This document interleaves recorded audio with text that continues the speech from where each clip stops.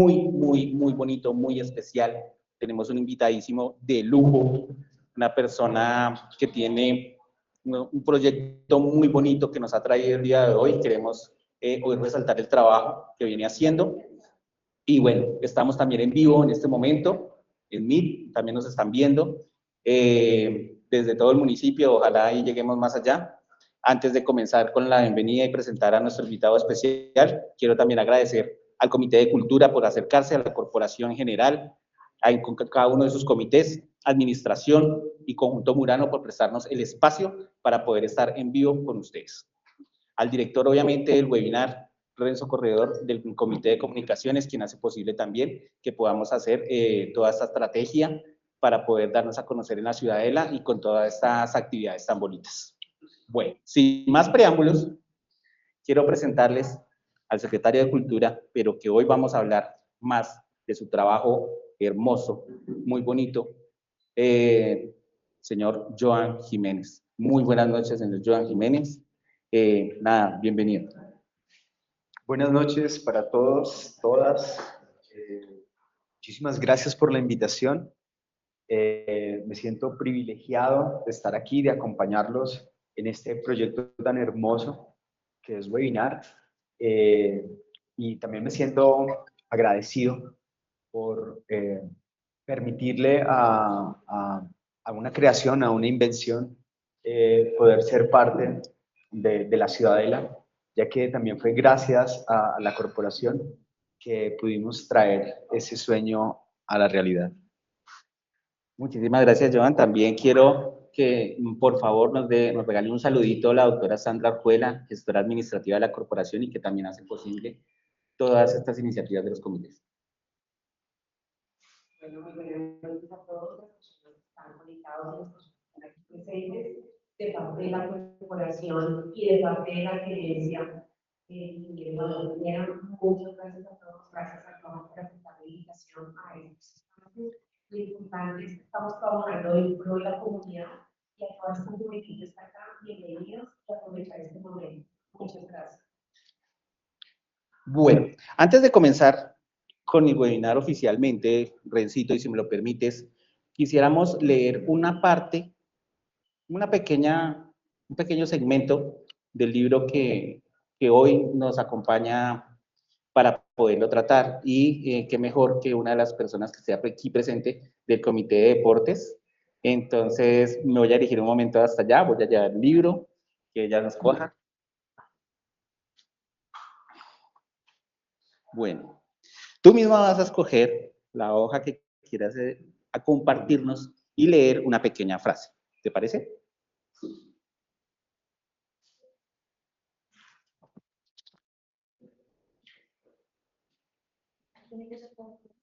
No, un pedazo que tú quieras, que no sea todo por la mitad. Eso. Ahí hay unos títulos. Acá, como podemos ver en el libro, tenemos unos pequeños títulos. Aquí, notas de una guitarra, por ejemplo. Y ahí está el conector.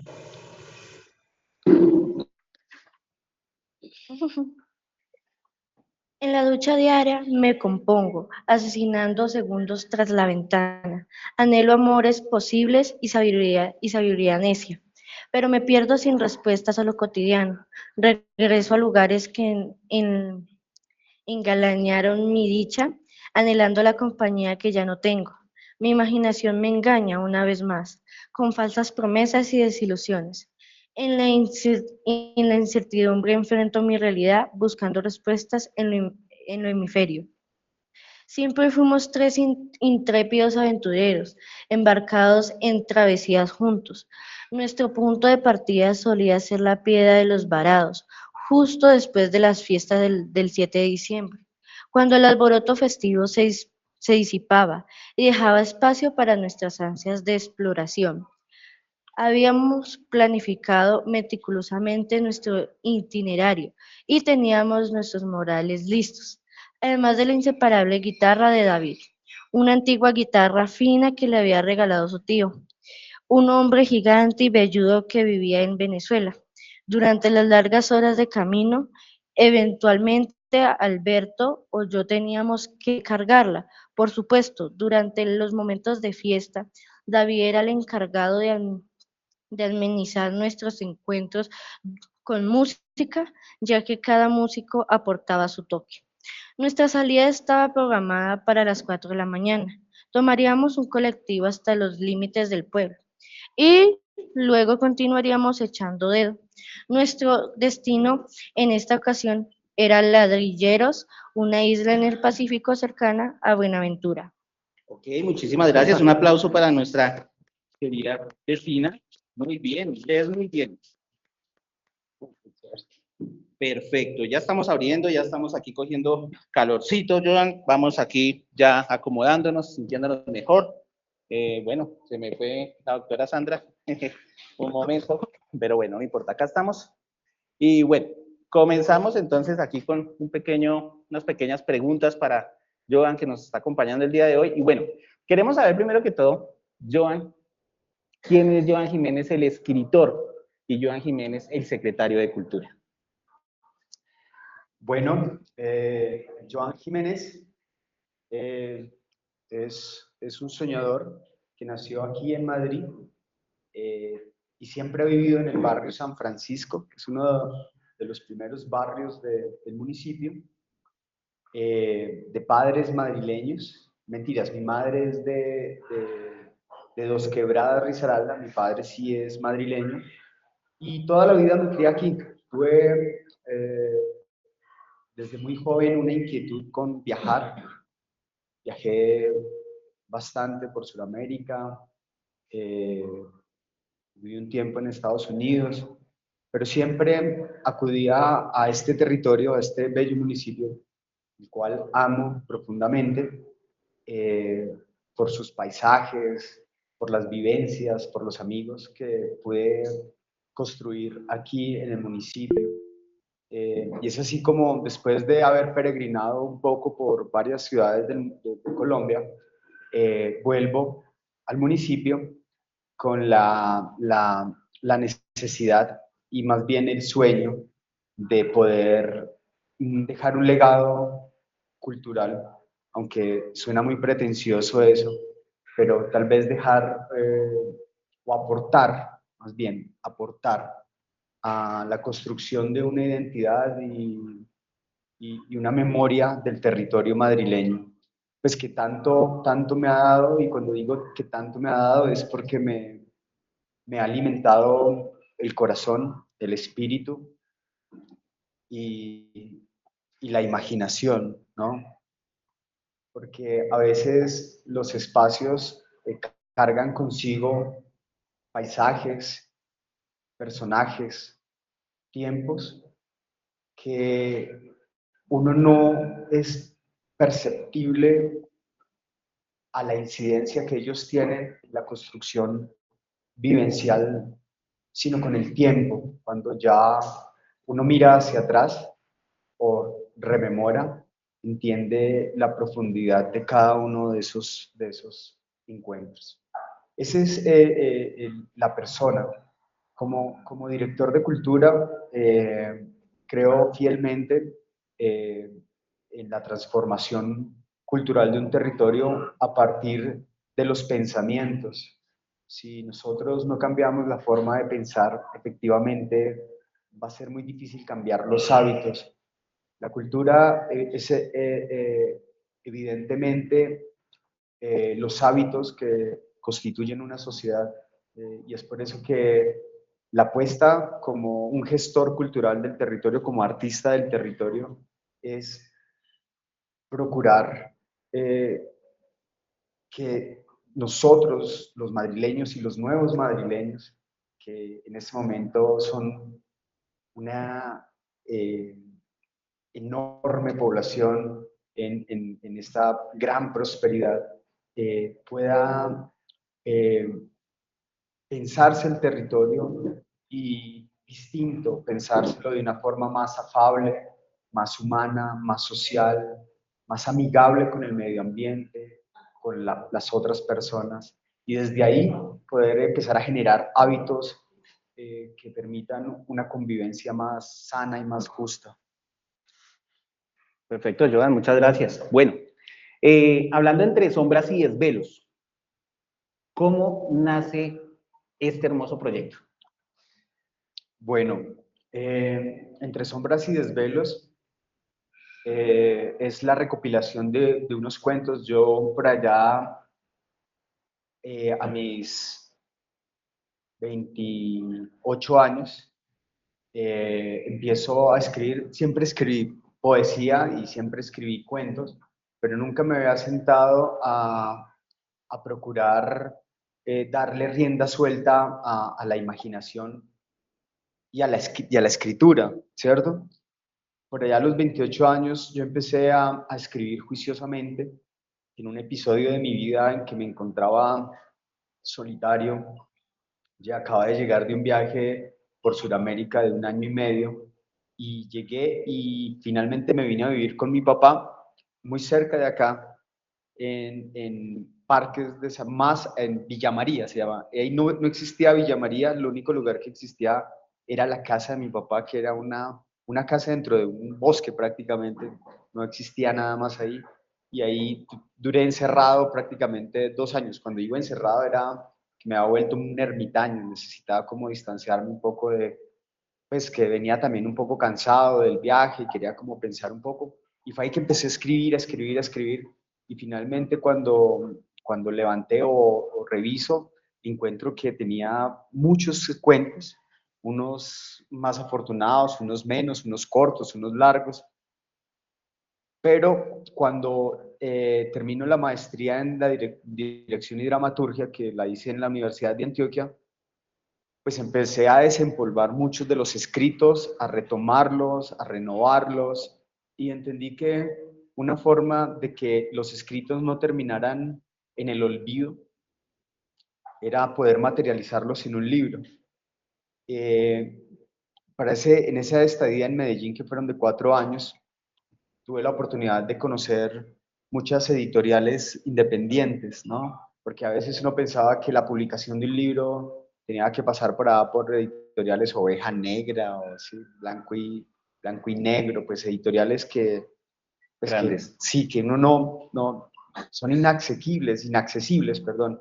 Entonces, estas editoriales alternativas pues me brindaron la posibilidad de imprimir mi primer libro. Yo tengo un libro primero de teatro que se llama El Pentadrama del Yo, es un libro de obras de teatro de 5 obras, y lo hicimos, fue muy sencillo, fue satisfactorio, porque entendí que sí había una inversión que hacerla, pero que esa inversión se podría apalancar en gestión, o sea, ir y tocar puertas, decirle a los amigos, a las empresas, a los teatros, contarles el proyecto.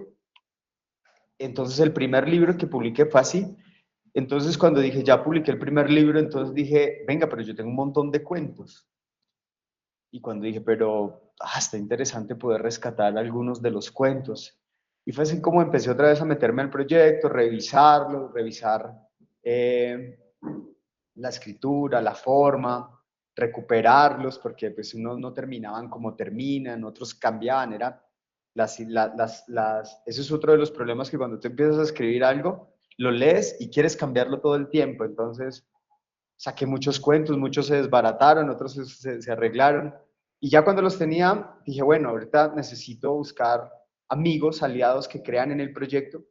Y fue así como uno de los primeros aliados, que por eso me siento tan feliz de estar aquí, fue la corporación. ¿Sí? La corporación, como ustedes se dan cuenta, tiene un loguito allí como patrocinador de este libro.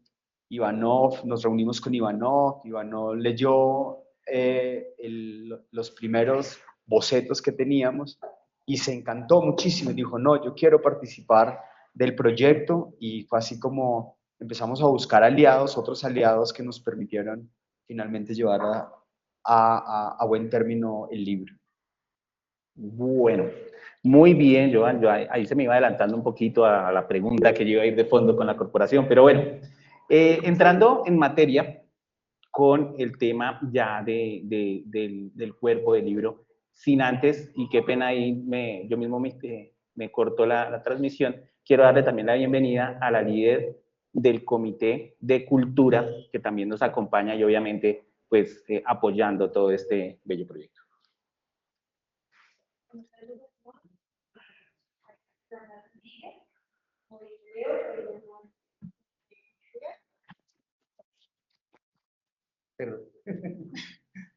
¿Aló, es mejor? Ahí les dos. Listo. Buenas noches, soy María Fernanda Rodríguez, soy la nueva líder del Comité de Cultura. La idea de brindar estos espacios es que empecemos a incentivar la lectura en todas las edades, de diferentes estilos, y pues para nosotros es un gusto tenerte acá esta noche y pues para todos que conozcan este libro y pues nada, muchas gracias por el espacio también. Bueno, entonces como veníamos hablando, me causó mucha curiosidad en el libro que hablábamos de 40 gallinas. Una historia en el inicio del libro muy interesante. Quisiera que nos hablaras un poquitico sobre el tema porque uno dice 40 gallinas y de una vez la mente empieza a imaginar cosas. Sí. Como les contaba un poco, he tenido muchos viajes porque o mi mamá se iba o tenía una tía o que viajaba aquí. Entre esos viajes tuve la oportunidad de visitar a mi mamá en Belalcázar, un pueblo que queda en Risaralda, y allá hubo un acontecimiento que para mí marcó la vida y fue que en un diciembre un tío vendía pollos y entonces tuvimos que ir yo fui a visitar a mi mamá porque mi mamá yo estaba en la universidad, estaba solo y lo fui a visitar desde fin de año. Y en esa visita, en un pueblo que queda anclado entre las cordilleras de la cordillera oriental y el Cauca, un paisaje bellísimo, pues hubo ese acontecimiento de ir a preparar 40 gallinas que se vendieron. Entonces, parte de los cuentos, que también hay como aclarar un poco, es un poco la crónica, que es una tipología de escritura basada en hechos reales, y la ficción, ¿no? O sea, muchos de estos cuentos ustedes van a encontrar que hablan de Madrid, ¿cierto? Y es así como este cuento también evoca episodios familiares y se transforma y termina transformándose en una ficción. Entonces, cuando se está preparando los pollos, ¿qué pasa con los pollos? ¿Qué pasa con este personaje que encuentra a las gallinitas muy amistosas y empieza a jugar con ellas, a crearles nombres, hasta que la propia misión y la empresa de preparar los pollos pues no era como tan juguetona, sino más bien era todo un holocausto, un holocausto que termina desfigurando el personaje y convirtiéndolo en otro ser, ¿no? En otro que, digamos, es una constante en los cuentos, es que parten de lo cotidiano y terminan transformándose en extra cotidiano, en extraordinario. Entonces, es un poco ese es el cuento. Pues les invito no les hago el spoiler, o sea, les conté por encima para que si puedan asumirlo, lo puedan leer, pues encuentren ustedes la misma visión. Simplemente es un pequeño resumen. Esa es la misión aquí con estas pequeñas preguntas que estoy haciendo. Quiero despertar muchísimo esa inquietud y esa intriga de cada uno de nuestros vecinos y para que apoyemos también con este libro. Bueno, y hablando en general, Joan, ¿a usted le gusta el ajedrez? Sí, sí me gusta. Ok. ¿Cómo podemos hacer esa comparación del ajedrez en una relación de la vida? Yo creo que la vida es un ajedrez, ¿no? El tablero está puesto, uno tiene ciertas herramientas que serían las fichas, ciertas posibilidades en el espacio, pero siempre hay una oposición ante la vida que lo plantea el devenir, el tiempo. El tiempo es una constante de asombro que hace que uno tenga que tomar decisiones y cambiar de curso de sus propios propósitos o de sus propios sueños, ¿no? Cada decisión que uno toma tiene una consecuencia la causalidad, la necesidad de dar un paso conlleva al vértigo de no saber qué va a pasar. Siento yo que el ajedrez es eso. Muchas veces uno se sienta frente al ajedrez, cree que tiene cierta estrategia para poder ganar el tablero, poder hacer una apertura, poder hacer un ataque. Sin embargo, uno está jugando con otra persona que es efectivamente contraria en toda su expresión y siempre está contrarrestando la posición del tablero. Yo creo que la vida es un poco así, ¿no? Uno sueña con algo y se lanza a ese algo, pero entiende que hay algo que se contrapone a eso.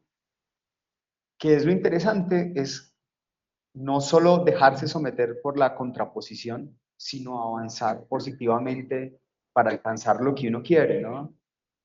También es entender que no todo lo que se quiere se logra, pero sí hay que trabajar por lo que uno quiere, porque sería muy frustrante no jugar, no jugar ese juego de la vida que es muy parecido al ajedrez, que es avanzar y pelear por el espacio y por una victoria, por un sueño, un deseo.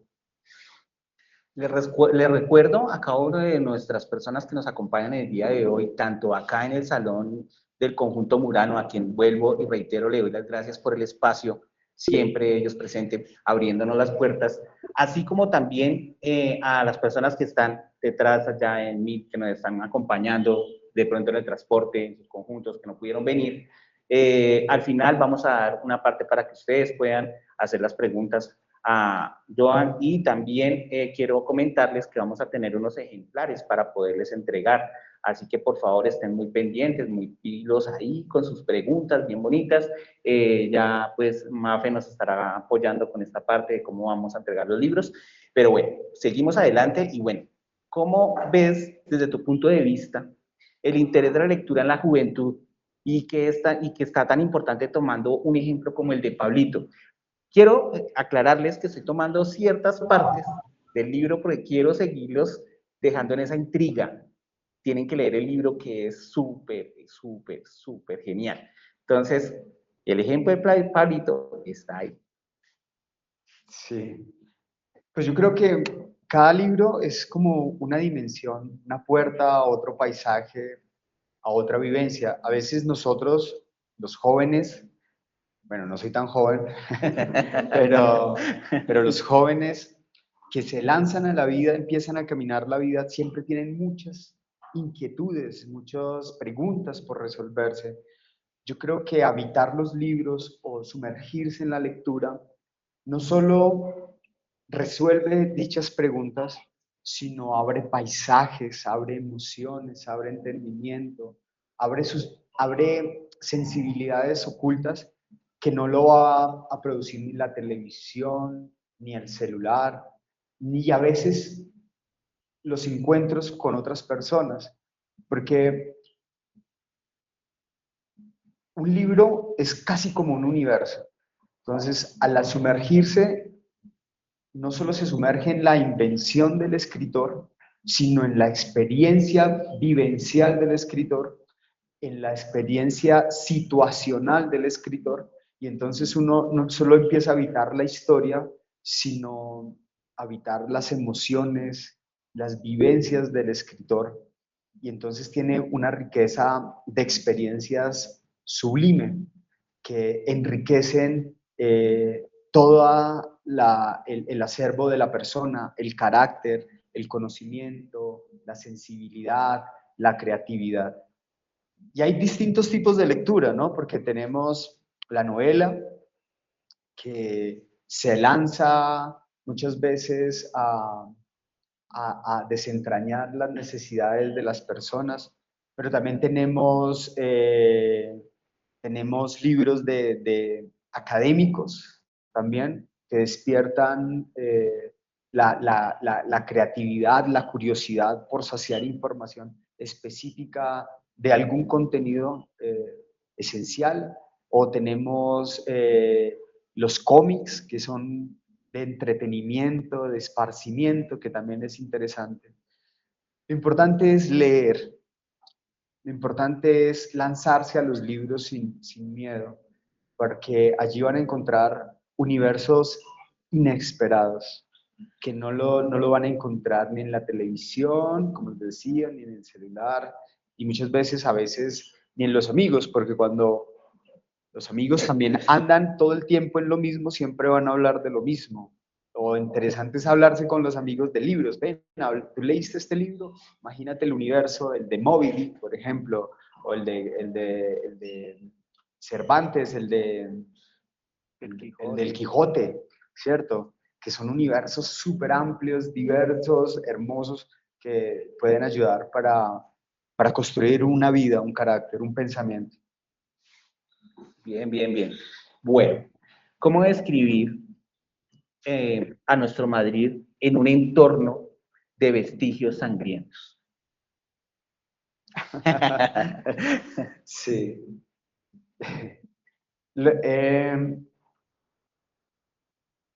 El tiempo que he vivido en Madrid no solo ha sido luminoso y de bellos paisajes, también ha sido trágico.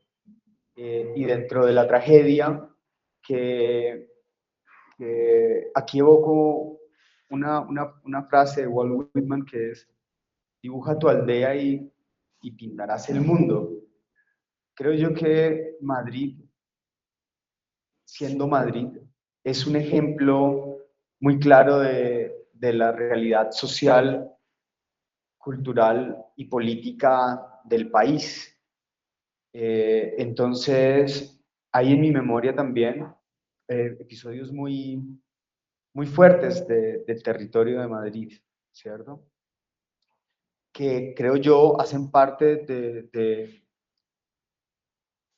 de procesos históricos en Colombia, ¿no?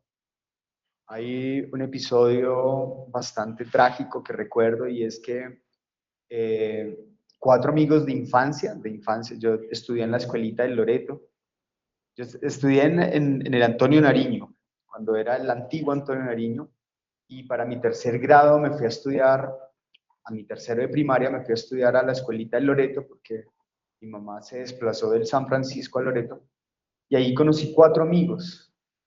Éramos 4, ¿no? O sea, 3 amigos y yo. Amigos que éramos muy inquietos, de los que se volaban del colegio para subir al cerro, de los que les gustaba ir, volarse para el parque, sabiendo que el parque era lejos.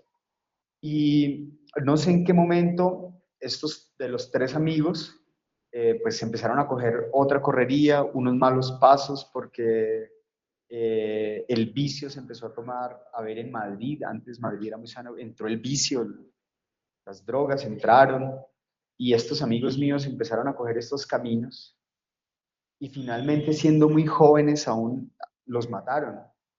Los mató la limpieza social. Entonces, para mí fue un episodio bastante difícil de superar, porque no entendía cómo, bajo la regla del orden, o bajo la regla de la limpieza, de limpiar la mugre, se asesinaban a 3 niños de los cuales yo había compartido con ellos. Entonces, fue un episodio que todavía recuerdo, y por eso hablo de vestigios sangrientos. Eso, entonces como que también. Ok, perfecto. Ya ustedes se van dando cuenta del contexto. El libro es muy enriquecedor. Ustedes pueden adentrarse en un mundo muy interesante y que sobre todo habla de experiencias madrileñas. Bueno, ¿nos puedes contar alguna reseña similar a La Casa de Puertas Verdes? Y se van a acordar de mí cuando lo lean, de La Casa de Puertas Verdes, que sea de nuestro entorno en la prosperidad. Aquí, inclusive aquí, antes de que construyeran la prosperidad, había una casa. Había una casa, Madrid es muy particular, porque en Madrid eran solo haciendas. Antes de empezar a construir los barrios, casi que cada barrio era una hacienda, era una pequeña finca, ¿cierto? Aquí en la prosperidad no era la diferencia. Aquí inclusive había había un pequeño riachuelo y dentro del riachuelo había una gran casa. Entonces, este cuento es una añoranza a esas casas antiguas de puertas dobles que era antes, que habían antes en Madrid. Y como les decía antes, hace parte de la crónica, ¿cierto? Porque un momento de mi vida también trabajé como haciendo censos en Madrid. Y poco a poco entra con un tema que también es muy recurrente en Madrid, y es hablar de fantasmas, de espectros. El San Francisco ha sido, no sé si ustedes han escuchado, se dice que el San Francisco fue construido sobre un cementerio indígena. Entonces, allá hay teorías muy locas, por ejemplo, que es recurrente que la gente en el San Francisco se vuelva loca, enloquezcan. Y ustedes van y se encuentran por las calles uno que otro loco del San Francisco. O sea, tal vez yo sea un loco del San Francisco que todavía no he entrado en degenere, pero tal vez ya esté loco.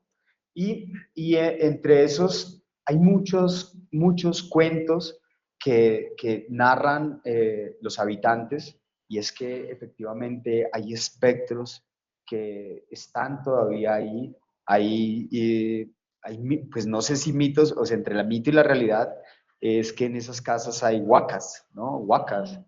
Se dice que uno de los señores acaudalados del municipio llamado Manuel Méndez, el profesor Manuel Méndez, había encontrado varias de esas huacas y que le había permitido comprar varias casas del centro del parque en Madrid, ¿no? Entonces, hay muchas historias en torno a ellos que efectivamente yo las habito, y es por eso que en ese momento de habitarlas vienen y nacen aquí, ¿no? Vienen y nacen en ese cuento de la casa de puertas verdes. Es un bonito segmento que los invito a que de verdad tienen que leerlo, es muy, muy, muy especial. Joan, ¿en algún momento has tenido alguna experiencia directa que te hayan asustado? Tal vez cuando tenía 12 años más o menos en la casa, la cual he vuelto a habitar, porque yo me fui a vivir a Medellín y volví con el propósito de ser director de la Casa de la Cultura, pero cuando volví, me volví a vivir a la casa materna, que es una casa antigua del barrio San Francisco, es una de las que se mantiene en pie, y allí tuve una experiencia bastante extraña, y fue que esas casas antiguas son habitaciones de 2 habitaciones, como decir, pequeños apartamentos dentro de la propia casa. Yo estaba durmiendo en una de esos cuartos cuando sentí que había una persona sentada al lado mío. O sea, yo dormía en un sofá cama y al lado había una silla. Entonces, volteé a mirar y había una persona sentada. Sin embargo, debo confesar que la luz de la luna era una noche de luna. Esas casas eran de 2 patios. Ese cuarto mío se dirigía hacia el patio central y había una noche de luna. Entonces, como que la luna reflejaba en el piso y el piso generaba como unas sombras especiales en el cuarto, y me pareció ver una persona sentada al lado. Sin embargo, yo muy miedoso cerré los ojos y me apreté así como en cuclillitas, tenía 12 años y quise como que olvidar ese y decir no, ahí no hay nada y finalmente ahí apretando y orando el Padre Nuestro, creo que me quedé dormido al día siguiente, como que ya, y le conté a mi mamá, y entonces mi mamá, sí, eso seguramente lo vinieron a visitar. Pero sí, existen los espectros, Los fantasmas existen. Yo vean, por eso le tocaba portarse bien, ¿cierto? Sí. Claro.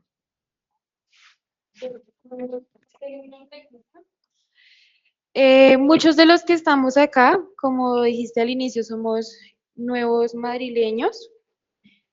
Desde tu punto de vista y desde tu conocimiento, ¿cuál es una buena forma de empezar, de apropiarnos de este espacio y de conocer a Madrid, no solamente como el lugar a donde llegamos de pronto a descansar, sino como el lugar en el que van a crecer nuestras familias, donde vamos a crear pues nuestros nuevos recuerdos? Yo creo que lo importante en Madrid es empezar a familiarizarse con el territorio. Cuando hablo con el territorio es que sé que el río no está en las mejores condiciones, aunque bueno, ahorita la lluvia lo tiene corriendo. Vayan, vean el río, conozcan el río, conozcan el cerro, conozcan las veredas, porque yo creo que algo encantador de Madrid son sus paisajes y su geografía. Seguramente para las personas nuevas llegan y se encuentran en un momento en que la construcción ha sido avasallante con el territorio y ha pasado por encima de muchos planos y paisajes que antes eran su propia riqueza. Como les contaba, las casas antiguas, las casas de estas familias hacendadas en Madrid, ya quedan muy pocas, las han tumbado, pero aún persisten. Entonces, parte el paisaje natural de Madrid, el río. Por ejemplo, Madrid tiene una cosa particular y es que a Madrid la atraviesa completamente el río Subachoque, que conecta dos grandes cerros, que es el Valle de Labra y el Cerro Tibaitatá.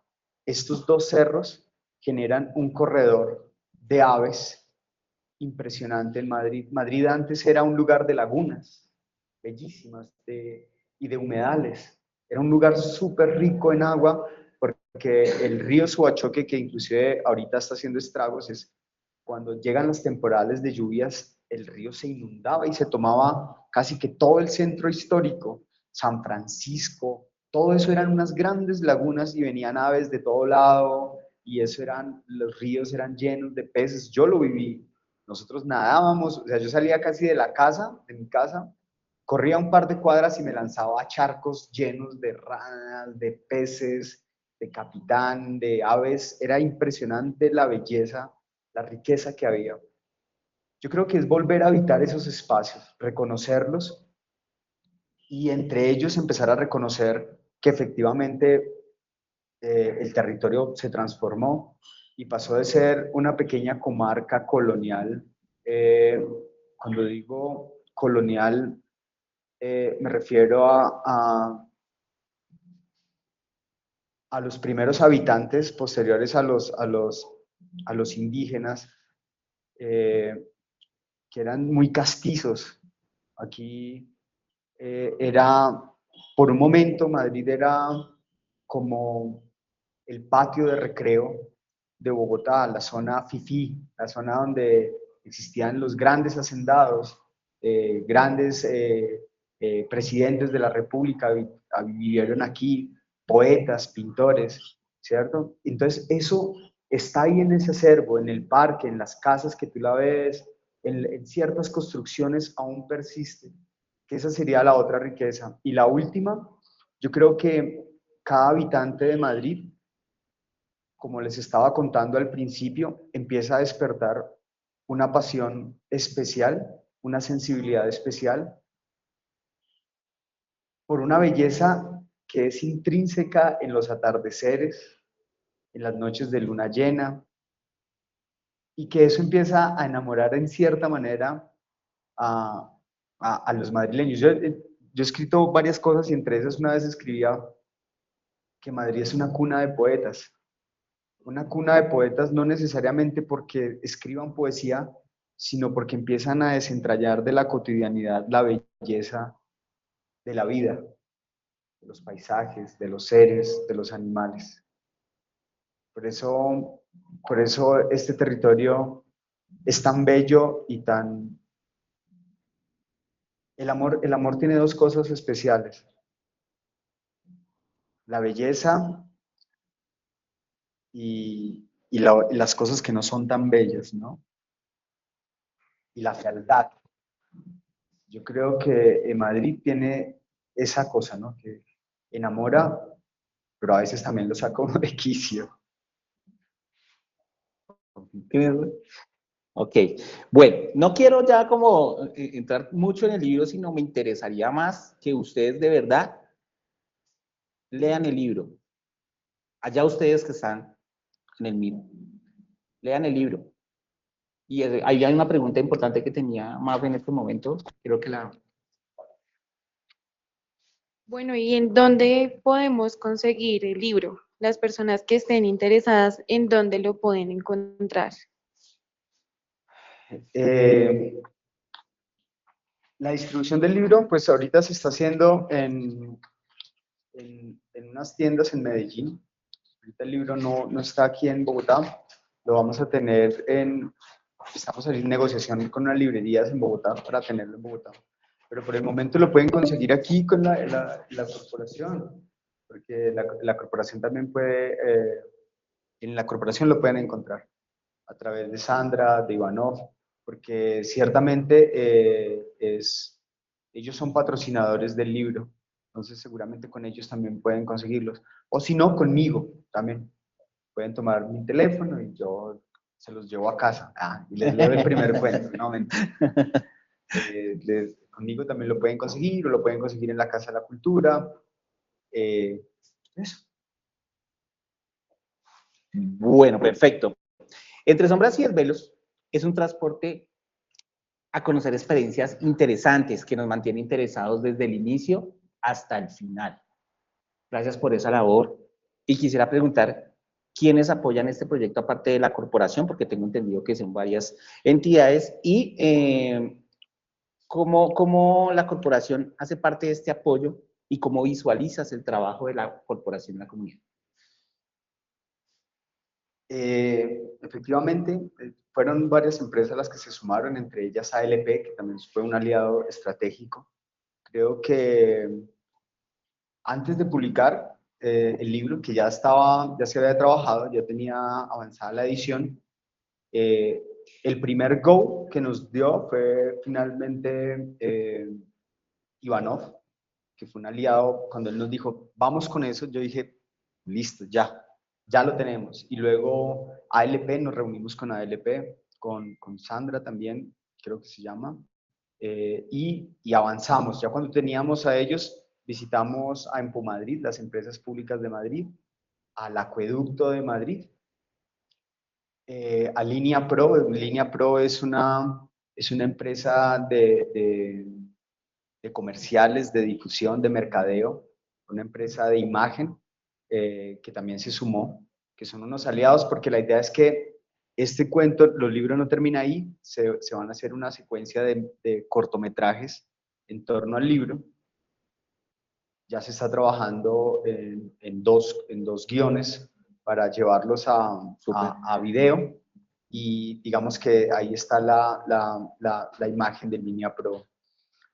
Cuando yo conocí a Ivanov Pineda, de Sandra, cuando nuestras primeras reuniones, que fueron meramente de trabajo, porque recién llegaba a ser yo parte director de cultura, pues me sorprendió de sobremanera la importancia que la corporación ve al arte, a la cultura, al deporte, como transformación de cohesión social. Me sorprendió lo que habían avanzado en cuanto a organización, y que finalmente yo creo que eso es lo que realmente conecta a una comunidad, y los organiza en una especie de convivio, que es la unión, en la cual se transmite información y se construye cultura, ¿cierto?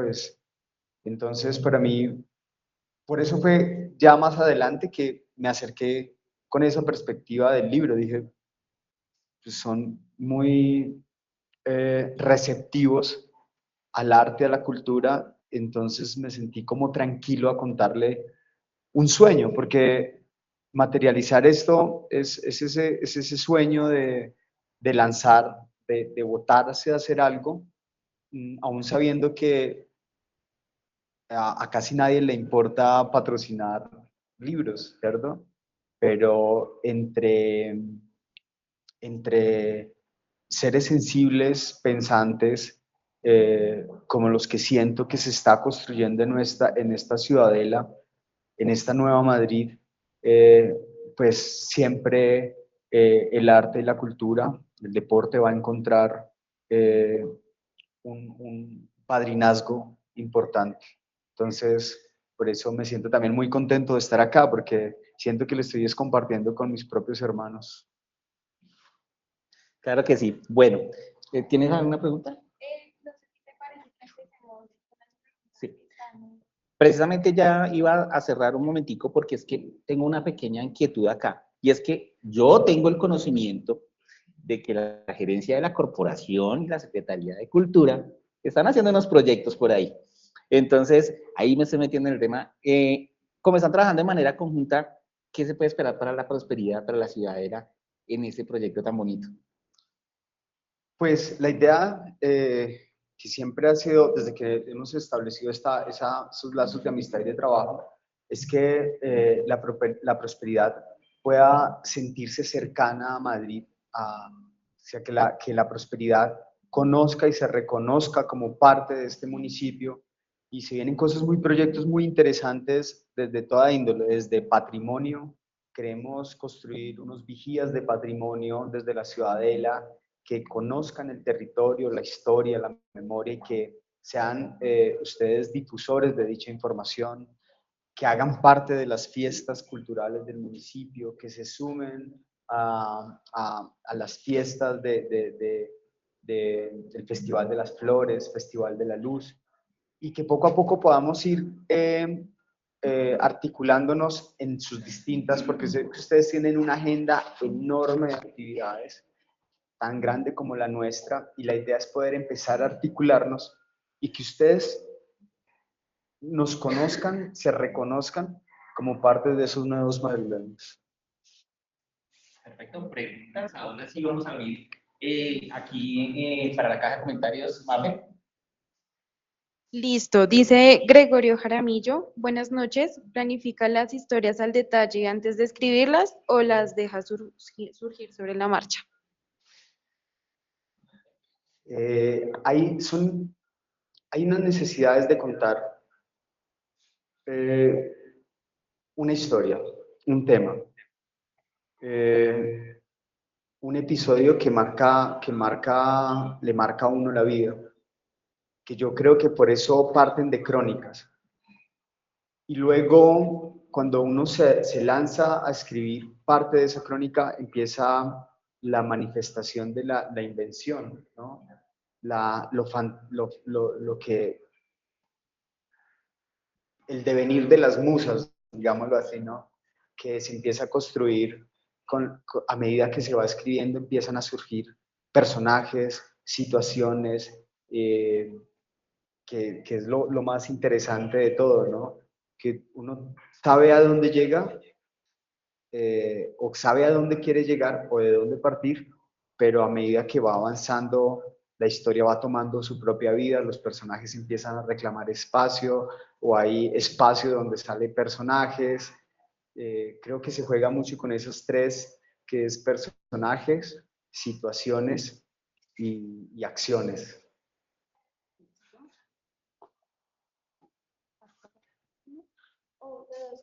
Primero, Gregorio Jaramillo pregunta, ¿cómo promociona sus obras y algún consejo para los nuevos escritores? Bueno, yo creo que ahorita en esa desbandada que nos ha permitido las redes sociales, ¿no? Donde cualquier persona puede llegar a convertirse en un youtuber o en un, ¿cómo se le dice? Influencer, creador de contenido, precisamente. Yo creo que ahí está la posibilidad de uno poder mostrar sobre su propio trabajo. Si es el deseo, ¿no? Si es el deseo de poder contarle al mundo lo que uno hace.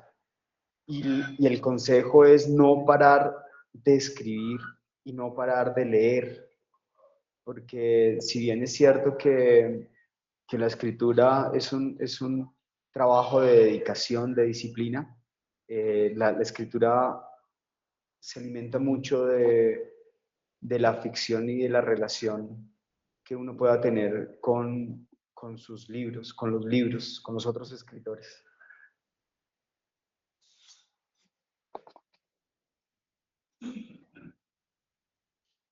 Buenas noches, aprovechando que están los representantes culturales del municipio y la ciudadela, quisiera preguntar, ¿qué se está haciendo, qué grupos y talleres existen y que promuevan la lectura y escritura en nuestra comunidad? Gracias. Desde la biblioteca tenemos 2 talleres, uno en creación literaria y otro apreciación literaria. La biblioteca ahorita estamos dándole muy fuerte al tema de creación, de estimular la creación en cuanto a cuento, poesía específicamente. Yo lo que te invito es, si quieres, ahorita compartimos mi número y si tienes alguna necesidad específica, porque pues no solo hay literatura en la Casa de la Cultura, tenemos música, danza, teatro, tenemos hasta cocina. Tenemos cocina para que se acerquen y puedan aprovechar estos espacios de formación artística y cultural. Bueno, ya estamos casi a punto del cierre de nuestro webinar, pero quiero aprovechar este momento para poder hacer entrega de 3 ejemplares, si te parece bien, Johan. Primero que todo, a nuestro público del MIT. Obviamente ustedes también van a participar por haber venido acá, pero entonces, ¿qué podemos decirles a ellos para que se puedan ganar un ejemplar? Que nos digan, por ejemplo, no sé, ¿cómo se llama el libro? Y que me digan dónde está ubicada la Corporación Ciudadana de la Prosperidad. ¿Cómo te parece, Johan? Súper. Voto por eso. Comentarios pendientes. Listo, perfecto. Estamos pendientes.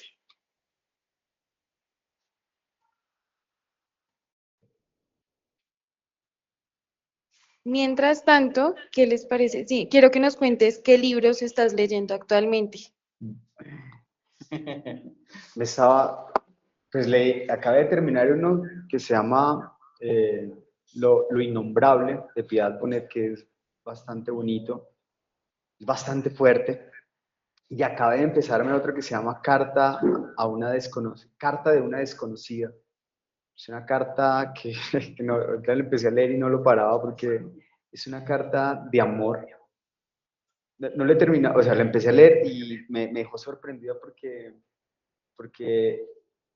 era la carta de una desconocida que siempre estuvo enamorada de un escritor y parece ser que le dice que si la carta le llega es porque ya ha muerto, ¿no? Y estaba un amor desde los 13 años. 13 años. Entonces es una cosa muy loca, pero muy poética y muy bonita, que es lo que estoy leyendo.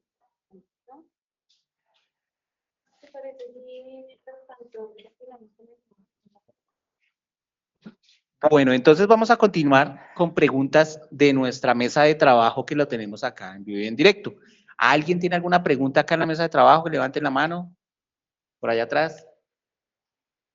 Profe Edward, lo veo inquieto, sí. Bueno, en este momento me voy a dirigir hacia allá, un momento, para poder compartir los 2 micrófonos y poder hacer la pregunta. Ok.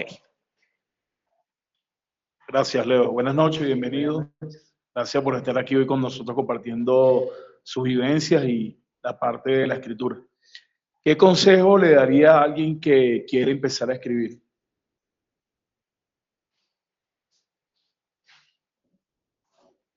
Sí, yo creería que realmente todos deberíamos escribir. La idea romántica de llevar un diario, creo que es la idea más bonita que uno pueda tener y rescatar desde la infancia, porque escribir es como vivir esa otra vida que no se dice ni se comparte, sino se siente y se piensa. Entonces, yo creo que todos deberíamos escribir, todos deberíamos tener un diario al cual poder contarle nuestras infidencias, nuestras emociones y nuestros secretos más profundos, nuestros sueños. Arrojarse a la hoja en blanco siempre es un misterio y es lo más angustiante, ¿no? Es ¿qué voy a escribir? Pero el ánimo es lanzarse, como la analogía que me ponían ahorita del ajedrez. Quienes han jugado al ajedrez dicen, bueno, ¿por dónde empiezo? ¿Cuál va a ser mi primer movimiento para esta apertura que es la vida? Asimismo, creo yo que la primera palabra que uno deposita en una hoja traza la ruta de lo que uno puede